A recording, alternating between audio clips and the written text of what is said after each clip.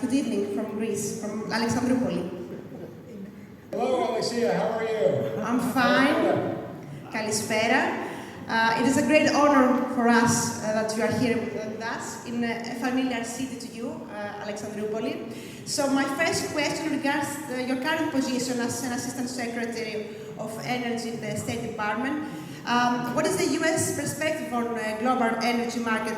There is a heavy burden of global demand, and the question is the world ready to shoulder this demand, and are there any alternatives for that?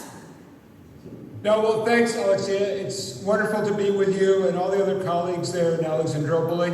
Let me start by saying how pleased I was to see the very prominent place that energy issues and Greece's role as a regional energy hub played in Secretary of State Blinken's visit to Athens and our strategic dialogue, where my deputy, Laura Lockman, was there to lead the energy pillar, along with my friend, Alexandra Sanuku.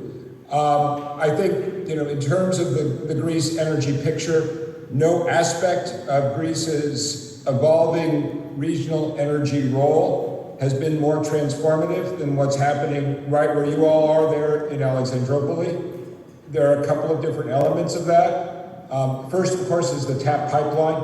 And I can, always remember visiting the TAP pipeline under construction and how important it was that we completed that project when we did. And just last week, we had here in Washington, former Commissioner Šefčovič, and also my counterpart from the Commission, Director General Dita Jorgensen. Both of them made the point about how critically important it was that when Vladimir Putin began to weaponize Russia's energy resources last year, that we had in place this structure of pipelines and interconnectors that gave resilience to the European Union and allowed Europe to navigate successfully through the past winter and to demonstrate to the Kremlin that it was not going to be successful in Putin's effort to use energy as a wedge to divide our transatlantic community, and of course to undermine our solidarity with the Ukrainians.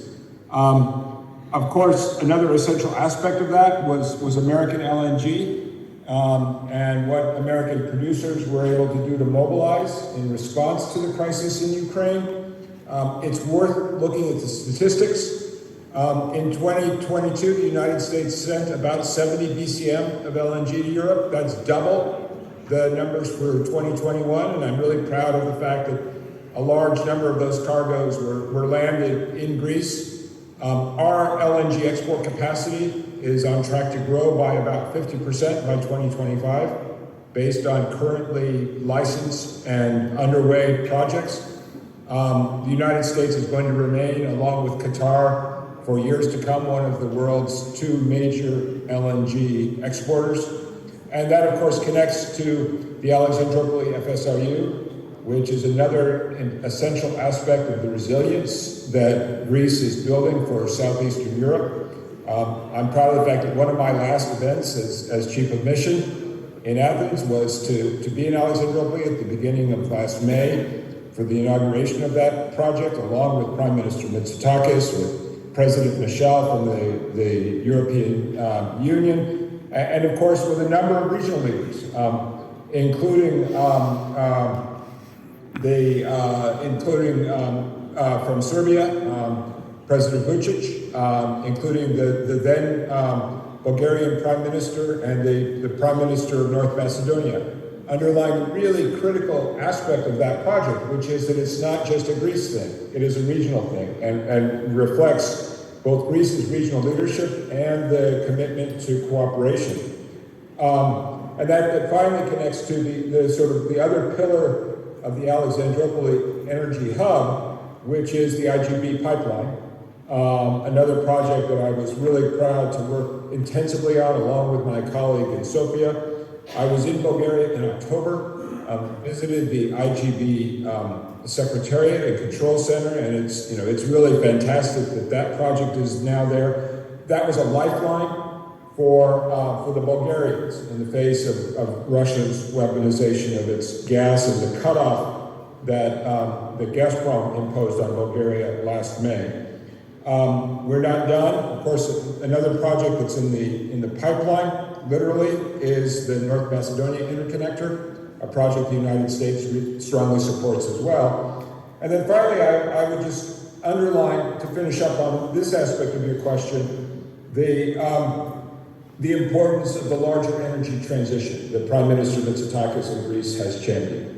That the best form of energy security of all is energy that does not depend on a single supplier of fossil fuels.